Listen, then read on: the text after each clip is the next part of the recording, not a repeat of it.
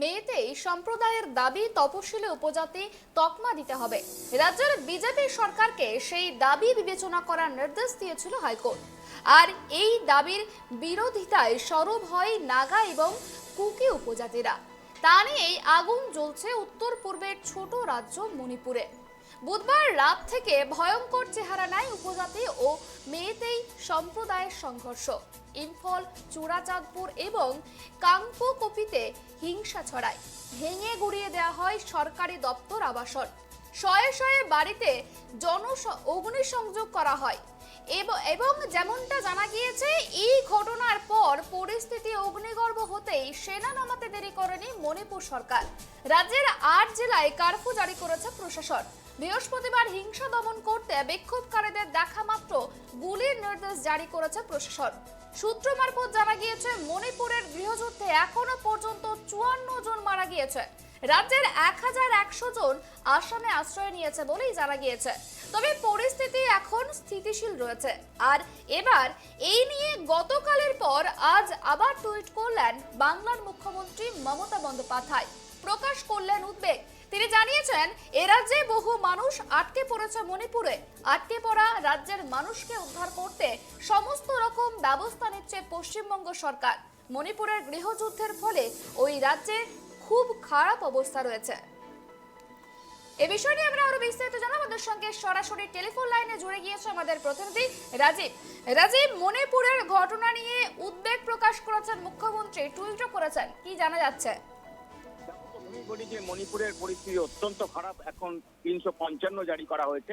এখনো পর্যন্ত আইন সেখানে নিয়ন্ত্রণ নেই, পরিস্থিতি নিয়ন্ত্রণ নেই। বহু জায়গায় গোলমাল হচ্ছে, যদিও সেনা এবং আধা সামরিক বাহিনী তারা রুটমার্চ করছে, তবুও অনেক জায়গায় কিন্তু গোলমাল হচ্ছে। জানো যে শুট অ্যান্ড সাইটের অর্ডার হয়েছে, দেখা মাত্রই কোনো জায়গায় গোলমাল হলে দেখা মাত্র পুলিশ নির্দেশ হয়েছে। তা সত্ত্বেও কিন্তু সমস্যা কিন্তু নিয়ন্ত্রণে নেই। এই অবস্থায় মুখ্যমন্ত্রী মমতা বন্দ্যোপাধ্যায় তিনি আগেই উদ্বেগ প্রকাশ করেছিলেন। আজও তিনি কিছুক্ষণ আগে টুইট করে উদ্বেগ প্রকাশ করেছেন এবং তিনি টুইট করে যেটা জানিয়েছেন যে আমাদের রাজ্যে কিন্তু পশ্চিমবঙ্গ সরকার প্রচুর মানুষ কিন্তু মণিপুরে থাকেন। শুধু এই রাজ্যে প্রচুর মানুষরা কর্মসূত্রে মণিপুরে থাকেন, অনেকে ওখানে স্থায়ীভাবে থাকেন। তারা মুখ্যমন্ত্রী জানিয়েছেন তারা বিভিন্নভাবে যোগাযোগ করছে সরকারের সঙ্গে তাদের উদ্ধার কাজের জন্য, কারণ সেখান থেকে এখনো পর্যন্ত সেনাবাহিনী ১৩,০০০ মানুষকে উদ্ধার করেছে। প্রচুর মানুষ চলে এসছেন এবং তারা ক্যাম্পে রয়েছেন। তাই পশ্চিমবঙ্গ সরকারের তরফ থেকে কিন্তু সমস্ত রকম ব্যবস্থা নেওয়া হয়েছে। ইতিমধ্যে মুখ্যমন্ত্রীর নির্দেশে মুখ্য সচিব হরিকৃষ্ণ দ্বিবেদী তিনি মণিপুরের সরকারের মুখ্য সচিবের সঙ্গে তিনি কথাবার্তা বলেছেন এবং এই রাজ্যের সরকারের সঙ্গে ওই রাজ্যের সরকারকে কাছে আবেদন করেছেন যারা পশ্চিমবঙ্গে আসতে চায়, যারা এই রাজ্যের বাসিন্দা, তাদের যাতে নিরাপদে আনা যায় তার জন্য সমস্ত ব্যবস্থা সাহায্য যেন মণিপুর সরকার করে। এবং ইতিমধ্যেই কিন্তু মুখ্য সচিব তিনি পুরো বিষয়টা মনিটর করছেন এবং আমাদের রাজ্যের নোডাল অফিসার এবং ডিজি কন্ট্রোলের অফিসাররা তারাও যোগাযোগ করছেন মণিপুর পুলিশের সঙ্গে। যারা আসতে চাইছেন তারা মণিপুর পুলিশের সঙ্গে যোগাযোগ করছে এবং সেইভাবে তাদের এই রাজ্যে আনার চেষ্টা হচ্ছে। ইতিমধ্যে কিন্তু আমাদের রাজ্যের তরফ থেকে একটি কন্ট্রোল রুম করা হয়েছে, দুটি নাম্বার, যে নাম্বারগুলো 0332253526 এবং 033225358185।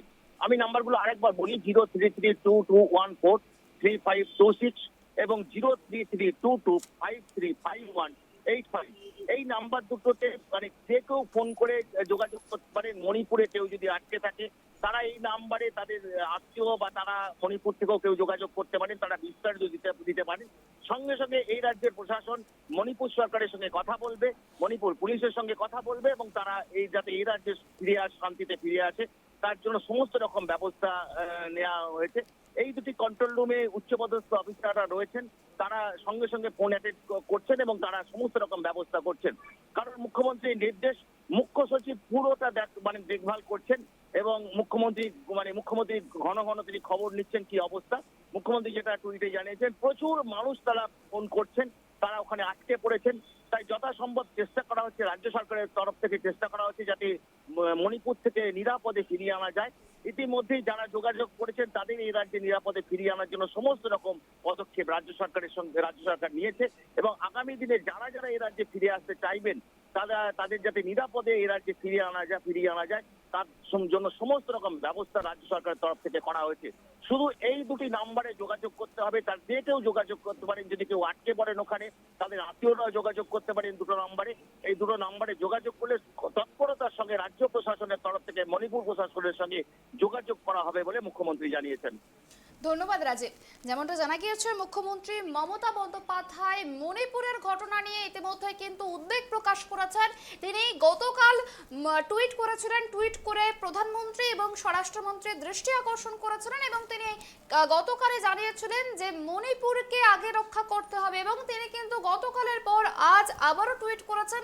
তিনি টুইট করে জানিয়েছেন যে মণিপুরে এই মুহূর্তে রাজ্যের বহু মানুষ আটকে রয়েছে এবং তাদেরকে উদ্ধার করতে প্রশাসন যতটা সম্ভব পদক্ষেপ গ্রহণ করতে পারে ততটাই পদক্ষেপ গ্রহণ করবে এবং দুটি নাম্বারও দিয়ে দেওয়া হয়েছে, যে নাম্বারে ফোন করলে যারা আটকে পড়েছে মণিপুরে তাদেরকে সেখান থেকে তৎপরতার সঙ্গে উদ্ধার করা হবে।